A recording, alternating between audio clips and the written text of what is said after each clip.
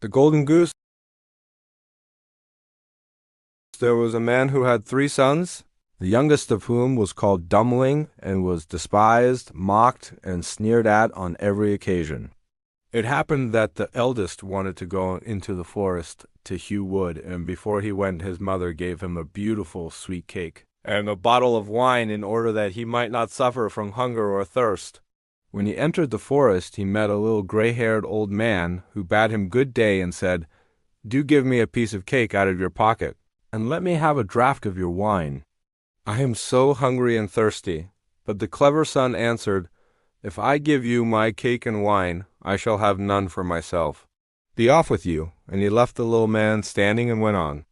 But when he began to hew down a tree, it was not long before he made a false stroke, and the axe cut him in the arm so that he had to go home and have it bound up. And this was the little gray man's doing. After this, the second son went into the forest, and his mother gave him, like the eldest, a cake and a bottle of wine. The little old gray man met him likewise, and asked him for a piece of cake and a drink of wine. But the second son, too, said sensibly enough, "What I give you will be taken away from myself. Be off." And he left the little man standing and went on. His punishment, however, was not delayed. When he had made a few blows at the tree, he struck himself in the leg so that he had to be carried home. Then Dummling said, "Father, do let me go and cut wood." The father answered, "Your brothers have hurt themselves with it. Leave it alone, you do not understand anything about it." But Dummling begged so long that at last he said, "Just go then. You will get wiser by hurting yourself." His mother gave him a cake made with water and baked in the cinders, and with it a bottle of sour beer. When he came to the forest, the little old gray man met him likewise, and greeting him said, "Give me a piece of your cake and a drink out of your bottle." "I am so hungry and thirsty," Dummling answered. "I have only cinder cake and sour beer." "If that pleases you, we will sit down and eat." So they sat down, and when Dummling pulled out his cinder cake, it was a fine sweet cake, and the sour beer had become good wine. So they ate and drank, and after that the little man said, "Since you have a good heart, and are willing to divide what you have, I will give you good luck. There stands an old tree, cut it down, and you will find something at the roots." Then the little man took leave of him. Dummling went and cut down the tree, and when it fell, there was a goose sitting in the roots with feathers of pure gold. He lifted her up, and taking her with him, went to an inn where he thought he would stay the night. Now the host had 3 daughters, who saw the goose and were curious to know what such a wonderful bird might be, and would have liked to have one of its golden feathers. The eldest thought, "I shall soon find an opportunity of pulling out a feather." And as soon as Dummling had gone out, she seized the goose by the wing, but her finger and hand remained sticking fast to it. A second came soon afterwards, thinking only of how she might get a feather for herself, but she had scarcely touched her sister than she was held fast. At last the third also came with the like intent, and the others screamed out, "Keep away! For goodness' sake, keep away!" But she did not understand why she was to keep away. "The others are there," she thought, "I may as well be there too," and ran to them. But as soon as she had touched her sister, she remained sticking fast to her. So they had to spend the night with the goose. The next morning Dummling took the goose under his arm and set out, without troubling himself about the 3 girls who were hanging on to it. They were obliged to run after him continually, now left, now right, wherever his legs took him. In the middle of the fields the parson met them, and when he saw the procession he said, "For shame, you good-for-nothing girls! Why are you running across the fields after this young man? Is that seemly?" At the same time he seized the youngest by the hand in order to pull her away, but as soon as he touched her he likewise stuck fast, and was himself obliged to run behind. Before long the sexton came by and saw his master, the parson, running behind 3 girls. He was astonished at this, and called out, "Hi, your reverence, whither away so quickly? Do not forget that we have a christening today."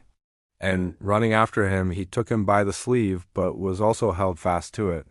Whilst the 5 were trotting thus one behind the other, 2 laborers came with their hoes from the fields. The parson called out to them and begged that they would set him and the sexton free. But they had scarcely touched the sexton when they were held fast, and now there were 7 of them running behind Dummling and the goose. Soon afterwards he came to a city where a king ruled who had a daughter who was so serious that no one could make her laugh. So he had put forth a decree that whosoever should be able to make her laugh should marry her. When Dummling heard this, he went with his goose and all her train before the king's daughter, and as soon as she saw the 7 people running on, one behind the other, she began to laugh quite loudly, and as if she would never stop. Thereupon Dummling asked to have her for his wife, but the king did not like the son-in-law, and made all manner of excuses, and said he must first produce a man who could drink a cellarful of wine. Dummling thought of a little gray man who could certainly help him. So he went into the forest, and in the same place where he had felled the tree he saw a man sitting who had a very sorrowful face. Dummling asked him what he was taking to heart so sorely, and he answered, "I have such a great thirst and cannot quench it.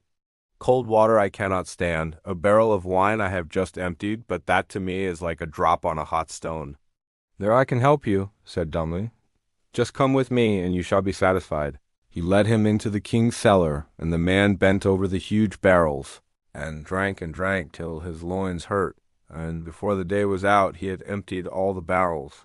Then Dummling asked once more for his bride, but the king was vexed that such an ugly fellow whom everyone called Dummling should take away his daughter, and he made a new condition. He must first find a man who could eat a whole mountain of bread. Dummling did not think long, but went straight into the forest, where in the same place there sat a man who was tying up his body with a strap and making an awful face and saying, "I have eaten a whole ovenful of rolls, but what good is that when one has such a hunger as I? My stomach remains empty, and I must tie myself up if I am not to die of hunger." At this Dummling was glad, and said, "Get up and come with me. You shall eat yourself full." He led him to the king's palace, where all the flour in the whole kingdom was collected, and from it he caused a huge mountain of bread to be baked.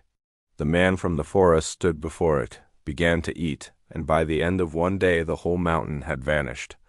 Then Dummling for the 3rd time asked for his bride. But the king again sought a way out, and ordered a ship which could sail on land and on water.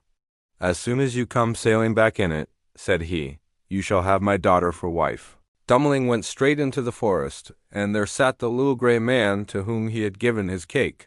When he heard what Dummling wanted, he said, "Since you have given me to eat and to drink, I will give you the ship. And I do all this because you once were kind to me." Then he gave him the ship which could sail on land and water, and when the king saw that, he could no longer prevent him from having his daughter.